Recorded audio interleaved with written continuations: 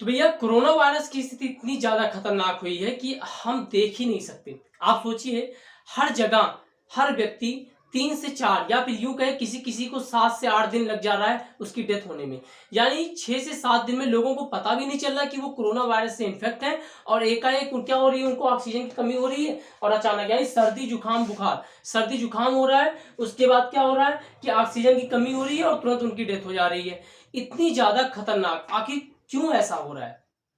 क्या कारण है कि कोरोना वायरस एक व्यक्ति से दूसरे व्यक्ति को प्रभावित कर रहा है? कैसे प्रभावित कर रहा है? कैसे एक व्यक्ति दूसरे व्यक्ति से इन्फेक्ट हो जा रहा है? या फिर किस तरह से वायरस जो है वो सीधे बॉडी के अन्य हिस्सों को प्रभावित ना करके केवल और केवल हमारे फेफड़ों को प्रभावित कर रहा है? आखिर क्यों व्यक्ति ऑक्सीजन नहीं ले पा रहा, यानी क्यों व्यक्ति को सांस लेने में समस्या आ रही है? इन सब चीजों को हम आज की इस वीडियो में जानेंगे। और देखिए, ये मैं आपको पूरा का पूरा एक फिगर के माध्यम से आपको बताऊंगा, क्योंकि दोस्तों जी ये वीडियो बनाने का मकसद मेरा इसलिए है क्योंकि अगर आप इस वीडियो को देख लेते हैं तो आई होप इतना तो मैं जरूर कह सकता हूं कि अगर आपके आसपास कोई भी व्यक्ति इन तरह की समस्याओं के जूझता है तो आप थोड़ा सा आप जागरूक बन के आप उनकी हेल्प कर सकते हैं, यहाँ तक कि आप उनकी जिंदगी भी बचा सकते हैं। इससे बड़ा आप क्या करेंगे दोस्तों? आज के समय में आपको इसलिए जागरूक होना पड़ेगा, क्योंकि अस्पताल में जाकर मैं तो गारंटी नहीं ले सकता कि अस्पताल में जाकर भी आप ठीक हो जाओगे, क्योंकि डॉक्टर तो सीधे हाथ खड़े कर दे रहे हैं, वो सीधे वेंटिलेटर पे ले जाने के लिए कह रहे हैं। बताइए क्या किया जा सकता है? अगर हम थोड़ा सा सतर्कता बरतें तो मेरा मानना है कि आप उन चीजों को बचा सकते हो, उन पेशेंट को बचा सकते हैं जिनको ये समस्या आ रही है। देखिए कैसे क्या हो रहा है, मेरी बात समझिएगा। सबसे पहले ये देखिए, मैंने यहाँ पे लंग्स के स्ट्रक्चर को बनाया है और ये कोरोना वायरस की इमेज को एक एक पॉइंट में आपको समझाऊंगा। समझिएगा कैसे क्या है। ये पूरा सेल है और यहाँ पे एक ह्यूमन बॉडी का फिगर भी मैंने लिया है, ठीक है। देखिए पहले बात करते हैं कि कोरोना वायरस एक व्यक्ति से दूसरे व्यक्ति में कैसे फैलता है। दोस्तों आपको पता होगा कि एक व्यक्ति अगर छींकता है, छींकने या खांसने पर 3000 से 40,000 तक वायरस जो यानी 3000 से 40,000 तक उसकी जो ड्रॉपलेट्स हैं वो निकलते हैं। ड्रॉपलेट्स मतलब बूंद। और आपको पता है कि एक बूंद में लगभग अगर मैं कहूं एक बूंद में 20 लाख कोरोना वायरस हो सकते हैं। अब आप सोचिए, और ये जो वायरस जब छींकता है व्यक्ति तो आपको पता है कि वायरस जो है जो निकलता है, ये वायरस लगभग 300 किलोमीटर पर आवर की स्पीड से 1 मीटर की दूरी तय करती है। इसीलिए आपको बार बार कहा जाता है कि भैया 1 मीटर की दूरी बनाए रखो। क्या बताया जाता है कि आप 1 मीटर की दूरी बनाए रखो, लेकिन हम तो दोस्ती निभाते हैं, हाथ मिलाते हैं, गले मिलते हैं। अरे भैया कुछ तो सतर्कता बरतो, कुछ तो जागरूक बनो।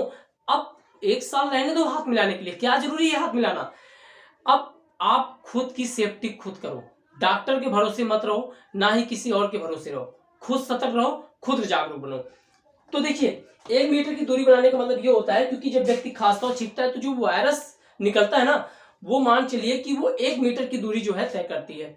देखिए अब एक चीज बताते हैं, आप कहेंगे सर 1 मीटर की दूरी तय करती है तो भाई वायरस जो है दिल्ली से लेके यहाँ यूपी में कैसे फैल गया और पूरे वर्ल्ड में कैसे फैल गया? देखिए मैं आपको बताना हूं, जैसे मान लीजिए व्यक्ति छींकता है ना, ये मान लो व्यक्ति स्नीज किया यानी छींका, छींकने पर क्या होता है कि वायरस जो है वो हमारे आसपास जो डस्ट पार्टिकल होते हैं, हमारे आसपास बहुत छोटे छोटे धूल के कण उपस्थित रहते हैं, और ये जो वायरस है वो उन्हीं धूल के कण पर क्या होता है जाके बैठ जाता है। और जब वो धूल के कण पे बैठ जाता है तो धूल जहां तक जाएगा वो वायरस वहीं तक जाएगा। लगभग 3 से 4 घंटे इस धूल के कण पे ये रहती है। अब समझने वाली बात है, मान लीजिए जो वायरस धूल के कण पे बैठा वो तो निकल गया, वो तो एक जगह से दूसरी जगह पर चला गया, लेकिन जो वायरस धूल के कण पे नहीं बैठ पाया वो आसपास के जो सरफेस होते हैं उनमें जाके बैठ जाते हैं। जैसे टेबल हो गया, टेबल पे बैठ गया, दीवारों पर यहाँ पे जाके चिपक गया, या फिर कोई आपके आसपास प्लास्टिक बोतल मेटल्स वगैरह जो भी रखे उस पर जाके बैठ जाता है। आपको पता है, बताया जाता है कि वायरस जो है प्लास्टिक या जो मेटल्स होते हैं स्टील वगैरह पे, इस पे लगभग 72 घंटे तक उस पे जीवित रह सकते हैं, उस पे रहती हैं ये। इसीलिए आपको बार बार कहा जाता है कि भैया सैनिटाइज करो, सैनिटाइज करो। सैनिटाइज करने से क्या फायदा होता है कि ये जो वायरस है ना, इनके आउटर लेयर को वो नष्ट कर देता है सैनिटाइज करने से। तो सैनिटाइज करने का ये फायदा हो गया। चलिए, तो मैंने आपको बताया कि कोई व्यक्ति अगर स्नीज करता है यानी छींकता है खांसता है तो व्यक्ति क्या करता है, वो वायरस जैसे छींकने खांसने से जो बूंद ड्रॉपलेट्स निकलती हैं वो ड्रॉपलेट्स एक व्यक्ति से दूसरे व्यक्ति तक पहुंचती है, मतलब एक स्थान से दूसरे स्थान पर फ्लोट करते हुए चली जाती है। यानी इससे ये सिद्ध हुआ कि वायरस तो पहली चीज तैरता नहीं है, फ्लोट नहीं करता। तैरने के लिए यानी अगर वो एक स्थान से दूसरे स्थान पर जाती है तो उसको किसी माध्यम की जरूरत होती है, और वो माध्यम क्या है? धूल के कण। चलिए ये बातें समझ में आ गई। चलिए अब दूसरा मैं आपको चीजें बताता हूं कि ये वायरस जो है ना, ये वायरस हमारे शरीर के किसी अदर अंग को, यानी ब्रेन, हाथ या फिर किसी अदर बॉडी पार्ट्स को प्रभावित ना करके केवल फेफड़ों को क्यों प्रभावित कर रही है? क्यों व्यक्ति को ऑक्सीजन की कमी हो रही है? और ज्यादातर ये केसेस आप देखेंगे तो वायरल निमोनिया निकल रहा है। भैया है तो वही, क्योंकि जुकाम बुखार हो रहा है, पहले तो नहीं होता था। पहले व्यक्ति को जुकाम बुखार होता था तो व्यक्ति काढ़ा पी के काम चला लेता है। यहां तक कि लोग कहते थे कि भैया अगर जुकाम ना हो ना तो समझ लो आपको कोई ना कोई बीमारी, पीलिया वगैरह हो रहा है, ऐसे लोग कहते थे। आज सोचिए किसी को हल्का सा जुकाम हो जाए तो व्यक्ति इतना डर जाता है कि ऐसा लगता है उसको कोरोना वायरस हो गया। तो डरना बिल्कुल नहीं है पहली चीज। तो देखिए वायरस कैसे लंग्स को प्रभावित कर रही है, पहले ये समझिए कि जो लंग्स है हमारा, इसमें इसको बोलते हैं, यहाँ जो सांस हम लोग लेते हैं ना, ये पूरा एक सिस्टम काम करता है जिसको बोलते हैं रेस्पिरेटरी सिस्टम। तो ये जो सिस्टम है ना, कैसे काम करता है? देखिए ये मान लीजिए हमारा लंग्स है, ये एक नली है और इस नली को बोलते हैं विंड पाइप। विंड पाइप बोलते हैं। ये विंड पाइप क्या होती है? जब यहाँ पे लंग्स में प्रभावित करती है। देखिए हमारी बॉडी में सबको पता है कि इस तरह से लंग्स होता है, 2 लंग्स होते हैं, और ये जो विंड पाइप है जैसे ही लंग्स में इंटर करती है तो यहाँ पे ये 2 हिस्सों में बढ़ जा रही है। देखिए एक हिस्सा इधर हो गया, एक हिस्सा इधर हो गया, 2 हिस्से में बढ़ जाती है। तो दोनों हिस्सों को क्या बोलेंगे हम? ब्रोंकाई बोलते हैं। क्या बोलते हैं? ब्रोंकाई। और यही ब्रोंकाई आगे चल करके देखो कई हिस्सों में बढ़ जा रहा है, आगे चल के ये कई ब्रांच में बढ़ जा रहे हैं, और इन्हीं यहाँ पे भी आगे चल के कई ब्रांच में बढ़ जा रहा है। इन्हीं अलग अलग ब्रांचेज को हम बोलते हैं ब्रोंक्यूल्स। क्या बोलते हैं? ब्रोंक्यूल्स। अब एक चीज ध्यान समझिएगा, ये जो ब्रोंक्यूल्स है ना, इस ब्रोंक्यूल्स के एकदम लास्ट में, यानी लंग्स की जो बाउंड्री है, उसकी बाउंड्री पर ये इस तरह से संरचना पाई जाती है। ये आप देख रहे हैं जो गैस का गुब्बारा होता है जिसपे लोग हवा में तैरते हैं, उस आकार की संरचना होती है, और इसको बोलते हैं एल्वुलाई। क्या बोलते हैं? एल्वुलाई। ध्यान समझिएगा, एक हमारी जो लंग्स की बाउंड्री में ये एल्वुलाई पाया जाता है, और आपको बताना चाहूंगा कि इन एल्वुलाई की संख्या हमारी लंग्स में कितनी होती है। लगभग मैं बात करूं तो 60 करोड़ एल्वुलाई होते हैं, 60 करोड़। और यही वो एल्वुलाई होता है जिसमें क्या होता है, इसी एल्वुलाई में ऑक्सीजन और कार्बन डाइऑक्साइड का एक्सचेंज होता है। एक्सचेंज मतलब हम कार्बन डाइऑक्साइड छोड़ते हैं और ऑक्सीजन जो है लेते हैं, ये इसी एल्वुलाई में होता है। ध्यान समझिएगा। देखिए होता क्या है, मान लीजिए मैं सांस लिया, तो सांस लेते लेते यहाँ से O2 यानी ऑक्सीजन यहाँ से होते हुए आता है, और आने के बाद ये इस एल्वुलाई में प्रवेश कर गया। तो उसी तरह कार्बन डाइऑक्साइड जो है, इसकी जो कोशिकाएं होती है ना, सेल से बना होता है। उससे अगर मैं सेल्स की बात करूं तो बोलते हैं कैपिलरीज, और कार्बन डाइऑक्साइड कैपिलरीज से होते हुए इस एल्वुलाई से फिर क्या होता है? बाहर जाता है। यानी कार्बन डाइऑक्साइड CO2 कहां जाता है? बाहर, और ऑक्सीजन यानी O2 अंदर आता है। तो ये आपको समझना है, यहीं पे आपका एक्सचेंज होता है। अब सारा मैटर ये समझिए कि कोरोना वायरस ये है वायरस, ये इसका पूरा स्ट्रक्चर है। आप एक चीज ध्यान दीजिए, इस वायरस के बिल्कुल सिरे पे कांटेनुमा संरचना बनी है ना, दिखाई दे रहा है? सारा खेल इसी कांटेनुमा संरचना की है। क्यों है? देखिए इस जो कांटेनुमा संरचना, मैं आपको यहाँ पे बताऊंगा। देखिए ये जो कांटेनुमा संरचना आपको दिख रही है ना, ये कांटेनुमा संरचना, दोस्तों इसको बोलते हैं स्पाइक प्रोटीन। क्या बोलते हैं? Spike protein. Spike protein actually में है क्या? इसको हम ऐसे समझ सकते हैं, ये मान लीजिए एक चाबी हो गया। क्या हो गया? ये इसका चाबी हो गया। किसका चाबी? इस वायरस का चाबी हो गया। और इस वायरस का चाबी, ये चाबी कहां यूज करेगा? ये चाबी वहां यूज करेगा जहां पे इसको अपना इस चाबी का सही ताला मिलेगा। और इस चाबी का सही ताला किसके पास है? इस लंग्स की बाउंड्री वाली कोशिकाओं के पास है। कोशिका क्या होती है? सेल। मैं आपको पढ़ा चुका हूं। कोशिका हमें पता है कि हमारी बॉडी लगभग 37 लाख करोड़, यानी अगर मैं कहूं 37 लाख करोड़ छोटे छोटे सेल से मिलकर बनी होती है। यही हो कोशिका। देखो ये अगर इतना बड़ा सेल बनाया हो, लेकिन इतना बड़ा कोशिका होता नहीं है। ये ऐसे ऐसे करोड़ों सेल से हमारी बॉडी बनी है। यानी अगर मैं कहूं ये एल्वुलाई, ये भी कोशिका से बनी है, ये ब्रोंक्यूल्स, ये भी कोशिका से बनी है, ये सारी सब कोशिकाओं से, हमारी बॉडी के ब्रेन सारी सब सेल से बनी है। तो सारा मैटर हमने क्या बताया कि ये जो स्पाइक प्रोटीन होती है, इसको ये क्या होगी? इसको मान लेते हैं चाबी, और ये चाबी का ताला कहां मिलेगा? ये जो ब्रोंक्यूल्स है, यानी ये जो सबसे लंग्स की सबसे बाउंड्री वाले सेल पे मिलेगी। और खासियत देखो, इस लंग्स की बाउंड्री वाली सेल के पास ही, जैसे इसकी कांटेनुमा संरचना होती है वैसे ही इसके सेल के ऊपर कांटेनुमा संरचना ऐसे पाई जाती है। और ये जो कांटेनुमा संरचना पाई जाती है इसको बोलते हैं ACE2 रिसेप्टर। क्या बोलते हैं? ACE2 receptor. रिसेप्टर मतलब रिसीव करना, है ना। और ये होता है स्पाइक प्रोटीन। तो देखिए कोरोना वायरस को अपना सही ताला कहाँ मिलेगा? इस लंग्स की बाउंड्री वाले सेल के पास मिलेगा। इसीलिए ये वायरस ना बॉडी के अदर पार्ट्स को प्रभावित नहीं करती, बल्कि प्रभावित किसे करती है? लंग्स को डायरेक्ट प्रभावित करती है। क्योंकि ACE2 रिसेप्टर कहाँ पाया जा रहा है? सीधे हमारे लंग्स की बाउंड्री वाले सेल में पाया जा रहा है, लंग्स में ही पाया जा रहा है, ऐसे समझिए। चलिए बात हो गई कि भैया इसको यहाँ पे यहाँ मिल गया। अब देखिए क्या होता है। तो ये वायरस कहाँ जाएगा? इसके पास जाएगा, ढूंढते ढूंढते यहाँ पहुंच गया। लेकिन देखिए नेचर ने हमारी बॉडी को इतना ज्यादा सुरक्षा कवच दिया ना कि आम आदमी क्या उसमें बहुत जानकार, तब मतलब ये कह सकते हैं कि उसमें इंटर करना आसान नहीं है। आप ऐसे समझिए, ये जब इसको पता चल गया कि ये ताला यहाँ है तो ये इसमें घुसने का प्रयास करेगा। अब इंटर करने का प्रयास करेगा ना तो इंटर तो इतनी आसानी से कर नहीं पाएगा। क्यों? क्योंकि इस सेल्स के बाउंड्री पर एक होता है सेल मेम्ब्रेन, जिसे हम बोलते हैं सुरक्षा आवरण। ध्यान समझिएगा, इस सेल के बाउंड्री पर एक पाया जाता है सेल मेम्ब्रेन, और ये जो सेल मेम्ब्रेन इसको हम बोलते हैं कोशिका झिल्ली। ध्यान समझिएगा, इस सेल मेम्ब्रेन की खासियत क्या होती है? ये सेल मेम्ब्रेन किसी भी चीज को तब तक नहीं अंदर आने देगा जब तक ये नहीं पहचान लेगा कि ये इसके लिए फायदेमंद है कि नहीं है। यानी ये होता है सिलेक्टिव प्रेमिएबल, मतलब पारगम, चयनात्मक पारगम। इसको कोशिका का द्वारपाल बोलते हैं, क्योंकि ये क्या करता है? ये सही आदमी को एंट्री देगा और गलत आदमी को बाहर निकाल देगा। यानी न्यूट्रिएंट्स जो होते हैं, पोषक तत्व, इनको ये अंदर आने देता है और वेस्ट मटेरियल जो होता है उनको बाहर जाने देता है। कौन ये काम करता है? सेल मेम्ब्रेन काम करता है। तो अब ये जो सेल मेम्ब्रेन है तो ये तो भैया इसी के अंदर प्रयास करेगा, भैया हमें एंट्री ले लो, लेकिन ऐसे तो एंट्री नहीं करने देगा ना। तो एंट्री ये कैसे ले लेता है? ये करता है धोखा।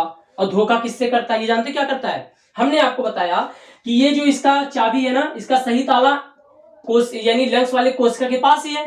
तो इसके पास भी कांटेनुमा संरचना ऐसे होती है ना। तो कांटेनुमा जब संरचना होती है तो इसको लगता है कि ये जो चाबी है सही चाबी इसको मिल गया। जब ये इसके पास आता है तो इसको लगता है कि ये फ्रेंडली है, ये हमारा मित्र है, क्योंकि चाबी इसी के पास है। तो धोखे से ये इसमें इंटर कर लेता है। अब जब ये इंटर कर लिया, अब सारा खेल यहीं से शुरू होता है, यानी पूरी की पूरी तबाही यहीं से शुरू होती है। क्यों? जैसे ही इसमें इंटर किया, अब ये वायरस इसमें इंटर कर लिया। अब जब वायरस इसमें इंटर कर लिया तो इसके अंदर होता है आरएनए। ये आरएनए क्या करेगा? रिलीज करेगा। आरएनए रिलीज करेगा यानी ये कहेगा, इस पूरे सेल को हाईजैक कर लेगा, अपने कब्जे में कर लिया। अब ये कहेगा भैया ऐसा है, अब जैसा मैं कहूं वैसा करो, तुम लोग अपनी मर्जी कुछ मत करना। इस सेल को ऑर्डर करेगा, आप कुछ नहीं करोगे, मैं जैसा कर रहा हूं वैसा करना। तो बोलेगा अच्छा भाई आप क्या करोगे? ये कहेगा ऐसा है तुम मेरी कॉपी बनाओ। ये क्या करेगा? जो ये कोरोना वायरस है जैसे इंटर किया, इसने आरएनए रिलीज किया, और आरएनए रिलीज करने का फायदा क्या होता है कि ये इसकी कॉपी बनने लगती है।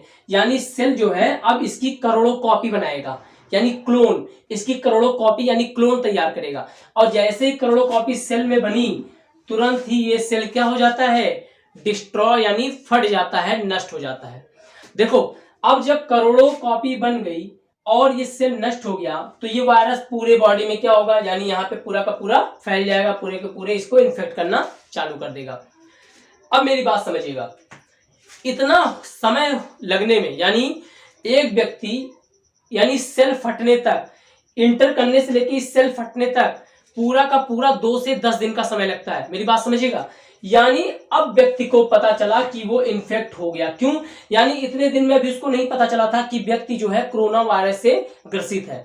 इसीलिए आप क्या करते हो, जो व्यक्ति सामने कोरोना वायरस, क्योंकि उसके कोई लक्षण दिखते नहीं है ना, लक्षण नहीं दिखता है, जब रिपोर्ट आती है पता चला पॉजिटिव, लक्षण कुछ नहीं। क्यों? क्योंकि ये वही समय होता है, इसको हम बोलते हैं इंक्यूबेशन पीरियड। क्या बोलते हैं? इंक्यूबेशन पीरियड, जिसमें कोई लक्षण नहीं होता और व्यक्ति को पता भी नहीं चलता, और इस दौरान भी मुझसे हाथ मिलाते रहते हैं। तो यही पीरियड होता है। चलिए अब देखिए लंग्स क्या हो गया। अब ये जो लंग्स की सेल थी वो हो गया नष्ट, यानी वायरस फैल गया। अब देखिए क्या हुआ, अब जब इतना सारा मैटर हो गया तो हमारी बॉडी में एक होता है इम्यून सिस्टम होता है। इम्यून सिस्टम क्या होता है? रोग प्रतिरोधक क्षमता सबके अंदर होता है। रोग युवाओं में ये ज्यादा होता है जबकि बुढ़ापे में कम हो जाता है, बच्चों में भी होता है ज्यादा। तो होता क्या है कि अब जब ये कोरोना वायरस यानी जो वायरस जब ये फैल गया तो हमारे बॉडी की जो इन्नेट इम्यून सिस्टम होती है ना, ये हमारी बॉडी की जो इन्नेट इम्यून सिस्टम होती है जिसको हम रोग प्रतिरोधक क्षमता बोलते हैं, ये क्या करेगी? ये अब एक्टिव हो जाएगी। एक्टिव मतलब अब ये एक्टिव हो जाएगी। और ये एक्टिव करने का क्या करेगी? जब ये एक्टिव हुई तो अब ये जो वायरस, तमाम वायरस छोटे छोटे फैले हैं, इनको नष्ट करने का प्रयास करेगी। और नष्ट कैसे करेगी? ये हमारी बॉडी को टेम्परेचर को बढ़ा देगी, हमारे बॉडी के टेम्परेचर को यानी हॉस्टाइल क्रिएट कर देती है, हमारे बॉडी के टेम्परेचर को बढ़ा देगी। और बॉडी के टेम्परेचर बढ़ाने का मतलब क्या होता है? बुखार। क्या होगा? बुखार। अब व्यक्ति को बुखार हो गया, और जब व्यक्ति को बुखार हुआ तो उसको लगता है कि भैया अब तो गए काम से, लेकिन उसको ये नहीं पता है कि बुखार होने का मतलब हमारी जो अंदर की इम्यून सिस्टम है, जो हमारी रोग प्रतिरोधक क्षमता है, वो वायरस से लड़ रही होती है।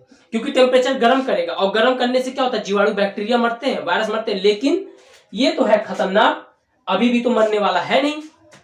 तो हुआ क्या? जब इन्नेट इम्यून सिस्टम हो गया तो इन्नेट इम्यून सिस्टम इन दोनों की लड़ाई से, जब इन दोनों की लड़ाई चल रही होती है, उसी समय देखिए लड़ाई चल रही है यानी ये वो इस वायरस को मारने का काम कर रहा है, तो बुखार हो गया। अब एक क्वेश्चन उठता है, सर मैंने अभी आपको बताया कि क्यों ऐसा होता है कि जो युवा लोग हैं वो आसानी से वायरस से रिकवर हो जा रहे हैं, क्यों ऐसा हो रहा है? ऐसा इसलिए हो रहा है क्योंकि उनके अंदर होता है एडवांस इम्यून सिस्टम, यानी उनके अंदर होता है एडवांस इम्यून सिस्टम, यानी जिसको बोलते हैं एडेप्टिव इम्यून सिस्टम। क्या बोलते हैं? Adaptive immune system. ये जो एडेप्टिव इम्यून सिस्टम होता है ये एक्टिवेट हो जाता है जब इम्यून सिस्टम हमारा वर्क कर रहा होता है। तो ये एडेप्टिव इम्यून सिस्टम एक्टिवेट होकर क्या करता है? ये एंटीबॉडी रिलीज करती है। क्या रिलीज करती है भैया? एंटीबॉडी। और जैसे ये एंटीबॉडी रिलीज करेगी, ध्यान समझिएगा, मान लीजिए ये एंटीबॉडी रिलीज करेगी, तो एंटीबॉडी रिलीज कैसे करती है? देखो ऐसे छोटे छोटे एंटीबॉडी ये रिलीज करना चालू कर देगी, ऐसे छोटे छोटे एंटीबॉडी रिलीज करना चालू कर देगी। ये एंटीबॉडी रिलीज करने का फायदा क्या होता है? ये जो एंटीबॉडी रिलीज करेगी, ये एंटीबॉडी आके जो है इसकी जो कांटेनुमा संरचना है, यानी जो ये चाबी है, इस चाबी पे आके कनेक्ट हो जाएगी। ये यहाँ पे ऐसे आके कनेक्ट हो जाएगी, इसके हर स्पाइक प्रोटीन पे आके ऐसे कनेक्ट हो जाती है। यानी अब जब इसका मतलब एंटीबॉडी क्रिएट होने का मतलब इसकी चाबी पर गलत ताला लग गया। अब जब गलत ताला लग गया तो वायरस तो फंस गया, यानी अब ये अपनी स्पाइक प्रोटीन AC2 रिसेप्टर यानी यहाँ पे ये लॉक नहीं कर पाएगी, क्योंकि हमारी जो एंटीबॉडी है उसने आके इस पे क्या कर दिया? गलत ताला क्या कर दिया? कनेक्ट कर दिया। और जब ये गलत ताला कनेक्ट कर दिया तो अब ये वायरस जो है इस पे अटैक नहीं कर पाएगी, और धीरे धीरे क्या हो गया? अब चलो यहां तक तो समझ में आ गया, इसने रोक लिया, वायरस को रोक लिया हमारी इम्यूनिटी सिस्टम ने। लेकिन अब देखिए जब इम्यूनिटी सिस्टम यानी जो हमारी एंटीबॉडी जब ये रिलीज करती है हमारी इम्यून सिस्टम, और जब ये इससे लड़ रहा होता है, इसी दौरान हमारी बॉडी में पाया जाता है WBC, सबको पता है, white blood cells. White blood cell, इसमें क्या होता है? इसमें होता है मैक्रोफेजेज, ये एक्टिवेट हो जाता है, यानी मैक्रोफेजेज इसी इम्यूनिटी सिस्टम का एक हिस्सा होता है। और ये क्या करता है? ये होता है माइक्रोफेजेज क्या करेगा? जहां जहां एंटीबॉडी रिलीज होगी वहां पे पहुंचकर इन वायरस को एक ग्रुप में खत्म कर देता है, यानी एक साथ इन वायरस को क्या करेगा? ग्रुप में मारने का प्रयास करता है। क्योंकि भैया करोड़ों वायरस फैल चुके हैं ना, तो इनको कैसे खत्म करेगा? ग्रुप में खत्म करेगा। और जब ग्रुप में खत्म करेगा तो धीरे धीरे व्यक्ति क्या होता है? रिकवर होने लगता है। तो ऐसा इसलिए होता है, युवा व्यक्ति इसलिए जो है रिकवर हो जाता है क्योंकि उसके अंदर इम्यूनिटी सिस्टम यानी जो एंटीबॉडी रिलीज होती है वो ज्यादा मात्रा में रिलीज होती है। जबकि बूढ़ा व्यक्ति इसलिए रिकवर नहीं हो पाता क्योंकि उसकी बॉडी में एंटीबॉडी बहुत कम मात्रा में, उतनी मात्रा में रिलीज नहीं हो पाती है, इसीलिए उसकी डेथ हो जाती है। चलिए बात तो यहां तक समझ में आ गई कि एंटीबॉडी, ये मैटर समझ में आ गया। लेकिन क्वेश्चन ये उठता है कि ये सांस लेने से संबंधित बीमारी कैसे हो जाती है? देखिए समस्या ये होता है कि जब ये हमारी इम्यूनिटी सिस्टम इससे लड़ रही होती है, और हमने ये भी बताया कि सेल किस तरह से डिस्ट्रॉय होता है, कई सेल डिस्ट्रॉय होते हैं, नष्ट होते हैं। तो इस तरह से जब ये प्रक्रिया चल रही होती है ना, तो हमारी जो एल्वुलाई होती है, ये एल्वुलाई ये जो होता है, इसके अंदर पस इकट्ठा होता है, पस जमा होता है, यानी कफ जमा हो जाता है। और ये जो कफ इसके अंदर जमा हो जाता है ये इतना गाढ़ा होता है, आपने देखा होगा कफ सभी को मतलब सभी तो पास तो होता है। देखिए तो ये जो कफ यहाँ पे स्टोर हो जाता है, तो चूंकि मैंने आपको बताया कि ऑक्सीजन यानी O2 और CO2 का एक्सचेंज कहाँ हो रहा है, इसके अंदर हो रहा है भाई। सांस लेने की पूरी प्रक्रिया यही तो हो रही है। तो बताइए क्या होगा, यहां से जब हो रहा है तो ये हो गया ब्लॉक, ये हो गया ब्लॉक ना, क्योंकि यहाँ पे पस इकट्ठा हो गया। और जब ब्लॉक हो जाएगा तो ऑक्सीजन लेने में समस्या आएगी कि नहीं आएगी, इसीलिए व्यक्ति को सांस लेने में समस्या होती है, क्योंकि उसकी जो एल्वेओलाई होती है जहां पे ऑक्सीजन और CO2 का क्या होता है, एक्सचेंज होता है, वो बिल्कुल पूरी तरह से ब्लॉक हो जाता है। इसीलिए कहा जाता है जब सांस लेने में प्रॉब्लम हो तो आप पहले जो प्राथमिक उपचार होता है हमारे यहाँ, कहते हैं नमक पानी का गरारा करो, तमाम चीजें हैं जिससे कफ निकल जाए, कफ निकालने का प्रयास किया जाता है। इसीलिए लोगों को वेंटिलेटर पे रखा जाता है, तो कफ निकालने का प्रयास किया जाता है। यानी यही कफ जमा होने की वजह से लोगों को सांस से संबंधित प्रॉब्लम होती है। मेन मैटर है कफ। तो ये चीजें आपने समझ ली, किस तरह से वायरस अटैक करता है, किस तरह से हम उससे रिकवर होते हैं। अब एक बात यहाँ पे होती है कि चलिए ये तो समझ में आ गया सर, लेकिन मुझे ये बताइए कि अभी आपने कहा हमारी इम्यूनिटी सिस्टम जो है ये एंटीबॉडी रिलीज कर रही थी, तो एंटीबॉडी जब रिलीज कर रही थी तो जो पहली बार ये वायरस अटैक कर रहा था इस पे, तो पहली बार तुरंत क्यों नहीं इसको खत्म कर दिया। देखिए इसलिए नहीं खत्म किया क्योंकि जब ये इसको एंट्री लेता है तो एक्चुअली में उसको तो सपना आ नहीं रहा था। यानी ये जो हमारी एंटीबॉडी है, हमारी बॉडी मतलब हमारी जो इम्यूनिटी सिस्टम है जो एंटीबॉडी रिलीज करती है, इसको पता थोड़ी था कि भविष्य में इस तरह के वायरस आएंगे। इसके पास इस तरह का एंटीबॉडी नहीं था, पहले नहीं था। तो कैसे क्या होता है, लोग क्यों मर रहे हैं कोरोना वायरस से, क्योंकि एंटीबॉडी जो रिलीज कर रहा है वो काम नहीं कर पा रहा है। तो इसके लिए किसकी जरूरत होगी, वैक्सीन की जरूरत होगी। यानी एंटीबॉडी जो है कुल मिला के जब ये एंटीबॉडी रिलीज करेगी तो इसको समझने में 10 दिन लग गया। इसको ये समझने लग गया कि इसकी जो स्पाइक प्रोटीन है इसको क्या करेगा, ये इसको समझने में इसको काफी दिन लग जाता है, 10 दिन लग गया समझने में। तो इसको समझेगा, परखेगा, तभी तो इसी टाइप का एंटीबॉडी निकालेगा। इस मतलब जब इसकी स्पाइक प्रोटीन को समझ लिया वो कि इसमें किस तरह का चाबी लगा है, तभी तो उसी तरह का गलत ताला का ये प्रयोग करेगा।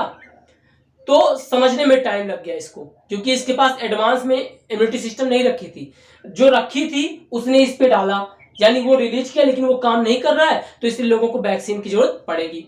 तो वैक्सीन लेने का फायदा ये होता है कि जब वैक्सीन देने का मतलब ये हो गया कि एंटीबॉडी अंदर जो है क्या हो गया, यानी कोरोना वायरस से लड़ने के लिए एडवांस में एंटीबॉडी दे दिया गया। किसको, हमारी इम्यूनिटी सिस्टम को, कि भविष्य में भैया ऐसा वायरस आएगा, आप ये एंटीबॉडी रखे रहिएगा, आप ये गलत ताला रखे रहिएगा। और जैसे ही भविष्य में कोई वायरस फिर अटैक करेगा तुरंत क्या होगा, ये जो हमारी एंटीबॉडी जो रिलीज होगी वो सीधे स्पाइक प्रोटीन पे आके लॉक हो जाएगी और कोई भी वायरस नहीं मार पाएगा। यही कारण होता है कि लोगों को वैक्सीन दिया जाता है। तो आई होप कि चीजें आपको समझ में आ गई होंगी किस तरह से कैसे क्या हो रहा है। ठीक है दोस्तों, ये बताने का मतलब मेरा था कि कैसे किस तरह से वायरस अटैक करता है, कैसे प्रभावित होते हैं और कैसे वैक्सीन की प्रक्रिया होती है। सीधा से सीधा मतलब यही था कि आपने जान लिया कि वायरस से बचना कैसे। तो अगर आपको सैनिटाइज भी कहा जाता है करने के लिए, तो सैनिटाइज आप क्यों कहा, सैनिटाइजर यूज करने के लिए क्यों कहा जाता है, इसीलिए क्योंकि ये जो वायरस की आउटर लेयर होती है ना, बाहरी प्रति, उसको नष्ट कर देती है, तो हम बच भी जाते हैं, है ना, इसीलिए कहा जाता है बार बार। पानी से वायरस नहीं मरता, क्योंकि अगर पानी से वायरस मरता तो हमारे अंदर तो पानी ही पानी भरा है, तो वायरस तो वहां भी जाके मर जाता ना। इसीलिए तो पानी से ऐसा कुछ नहीं है, बस आप थोड़ा सा सतर्क रहिए, थोड़ा सा केयर करिए, खुद डॉक्टर बन जाइए, खुद डॉक्टर बन जाइए। मेरा काम कहने का मतलब होता है कि जब शुरुआती लक्षण दिखे तो आप खुद से थोड़ा सा सतर्क होकर आप बचाव कर सकते हैं। ठीक है, ये वीडियो बनाने का मेरा मकसद था। तो वीडियो आपको कैसा लगा प्लीज कमेंट करिए और इसको शेयर करिए, इसको शेयर करिए जिससे कि लोगों को भी इसके बारे में पता चल सके। तो वीडियो आपने देखा इसके लिए बहुत बहुत धन्यवाद।